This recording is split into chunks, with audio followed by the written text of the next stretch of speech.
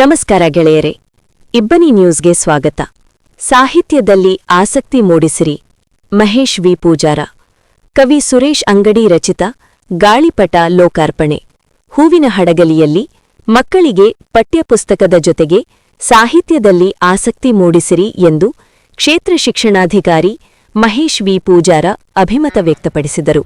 ಪಟ್ಟಣದ ತುಂಗಭದ್ರಾ ಸರಕಾರಿ ಅನುದಾನಿತ ಪ್ರೌಢಶಾಲೆಯಲ್ಲಿ ಮಂಗಳವಾರ ಸಿಂಚನಾ ಪ್ರಕಾಶನ, ಬೀಚಿ ಗ್ರಂಥಾಲಯ ಬೆಂಬಲಿಗರ ಬಳಗ, ಮೇ ಸಾಹಿತ್ಯ ಮೇಳ ಸಹಯೋಗದಲ್ಲಿ ಕವಿ ಮುಖ್ಯಗುರು ಸುರೇಶ್ ಅಂಗಡಿ ಅವರ ಮಕ್ಕಳ ಪದ್ಯಗಳು ಗಾಳಿಪಟ ಪುಸ್ತಕ ಲೋಕಾರ್ಪಣೆ ಮಾಡಿ ಮಾತನಾಡಿದರು.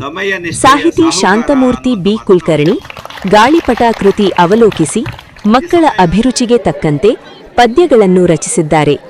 ಸತ್ಯ ಶೋಧನೆ ಮಾಡುವ ಶಕ್ತಿ ಕವಿತೆಗಳಿಗಿದೆ. ಕವಿಗಳು ಸತ್ಯದ ಆರಾಧಕರು ಎಂದು ಬಣ್ಣಿಸಿದರು.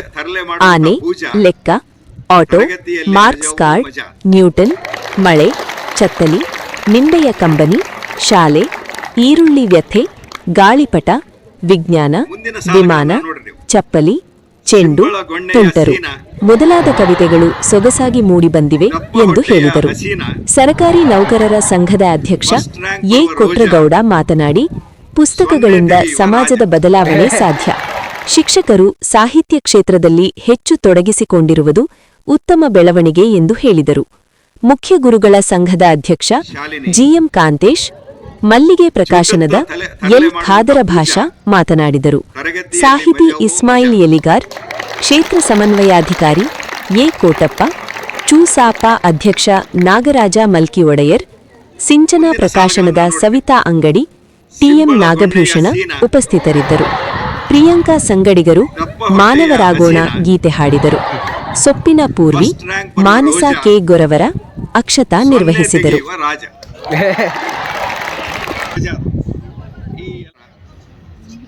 ಸ್ವಲ್ಪವೂ ಇಲ್ಲ ಅಹಂಕಾರ, ಸಕಲಕ್ಕೂ ನೀನೇ ಆಧಾರ, ಸಮಯ ನಿಷ್ಠೆಯ ಸಾಹುಕಾರ ಅನ್ನುವಂಥ ಮಾತನ್ನು ಅವ್ರು ಹೇಳ್ತಾರೆ.